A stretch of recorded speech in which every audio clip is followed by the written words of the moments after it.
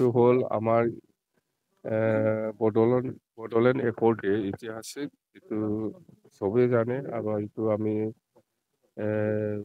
পুৰা দিন আমাৰ কাৰ্যসূচী লৈ পেলাই আমি এইটো পালন কৰিবলৈ গৈ আছো। প্ৰথমত আমি বডোফা উপেন্দ্ৰনাথ ব্ৰহ্মক আমি শ্ৰদ্ধাঞ্জলি জনাইছো। কাৰণটো হ'ল বডোফা উপেন্দ্ৰনাথ ব্ৰহ্মৰ যিটো আদৰ্শ নীতি, ইয়াৰ দ্বাৰা আমি আজি BTC পাবলৈ সক্ষম হৈছিল। আৰু আমাৰ বহুত মাৰ্টিয়াৰ্ছ আছে, সিহঁতকো আমি শ্ৰদ্ধাঞ্জলি জনাম। কথা সেইটোৱে।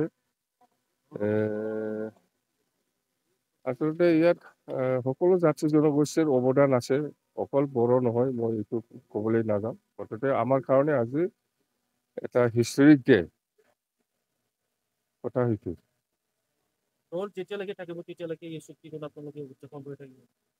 দলৰ কথা নহয়, এইটো BTC বাকী ৰাইজৰ কাৰণে ঐতিহাসিক দিন। দল থাকা নাথাকা ইয়াৰ লগত কথা নহয়। BTC চুক্তিটো হ'ল এটা বিৰাট ডাঙৰ কি ক'ম আমি, বিৰাট ডাঙৰ চুক্তি, ঐতিহাসিক চুক্তি। ইয়াত দলৰ লগত কথা নহয়। চবে জানে BTC চুক্তিৰ দ্বাৰা এই অঞ্চলত কি হৈছে হোৱা নাই, সেইটো চবেই জানে। ইয়াত দলৰ লগত কথা নহয়, চবেই জানে, সকলো জাতি জনগোষ্ঠী জানে যে BTC চুক্তিৰ দ্বাৰা এই BTC অঞ্চলত কি কাম কৰিছে, কৰা নাই, কি হৈছে হোৱা নাই, এইটো দলৰ লগত কথা নহয়। মাজে সময় অভিযোগ দিয়া আহিছে যে 16টা নে কিমান কেইবাটাও বিভাগ দিছপুৰলৈ দিয়া হৈছে বৰ্তমান শাসনকাল চৰকাৰে। এইটো পলিটিকেল কথা নাই।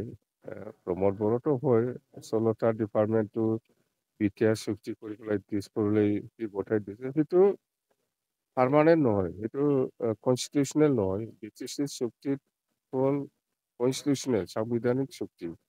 এই হিচাপত 40টা ডিপাৰ্টমেণ্ট আমাক দিছে, দিল্লী দিছপুৰ। এই হিচাপে আজিলৈকে এছএটিছ আছে।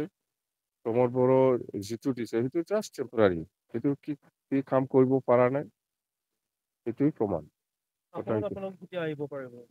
আসনটো আমি আহি আছো 2025, এই 2025 আহি আছো।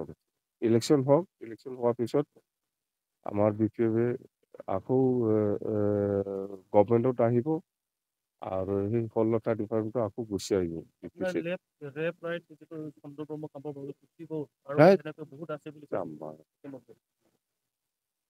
আজি চন্দনৰ কথা কৈছে আপুনি বা কাম্পাৰ কথা কৈছে, ইহঁতে এতিয়াও BPF দলত আছে, জানে। মই ডেপুটেশ্যনতহে দিছে, এতিয়াও মোৰ লগত যোগাযোগ আছে। একো নহয়, একো নহয়। এইবিলাক কি ভাবি আছে আপোনালোকে? কাৰ লগত?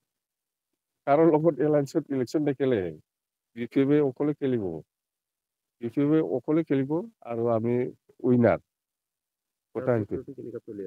প্ৰস্তুতি বিৰাট জোৰদাৰ, বিৰাট ভাল। আপোনালোকে ভাবিব নালাগে চন্দন বা কাম্পায়ে UPPত যাই পেলাই কিবা কাম কৰিব। ইহঁতে মোৰ CID নিচিনাই কাম কৰি আছে, এক নম্বৰে। কিয় নাহিব? ক'ত থাকিব ইহঁতে? আহিব। ইয়াত টেনচন ল'ব নালাগে আপোনালোকে। প্ৰমোদ বড়োৱে কি চিন্তা কৰিছে, কৰা নাই, সেইটোকে CID কৰিবৰ কাৰণে UPPক কাম্পা আৰু চন্দনক মই পঠাই দিছে। আৰু মই ডেইলি ৰেগুলাৰ কণ্টিনিউ মেছেজ পাই আছো। মই ইহঁতে নাযায় মানে এই আদৰ্শটো এৰি পেলাই ক'ত যাব পাৰিব? আজিৰ দিনত ইলেকশ্যন হলে আমি 25টাত তলত নাপায়। এপ্লিকেশ্যন কৰিছে, এইটো এপ্লিকেশ্যন দিয়াৰ লাষ্ট দিনটো 15 তাৰিখ লাষ্ট ডেট। আৰু আছে, বহুত হৈছে আৰু আহিব। সংখ্যাটো কিমান ছাৰ? সংখ্যাত 40টা সমষ্টিত 120 হৈছে, 120 হৈছে। তাৰ আগতে 17টা পাই প্ৰচাৰ কৰিব পাৰিলে সুবিধা হৈছিল, এইবাৰ চিটুৱেশ্যন সব সময় একে নাথাকে।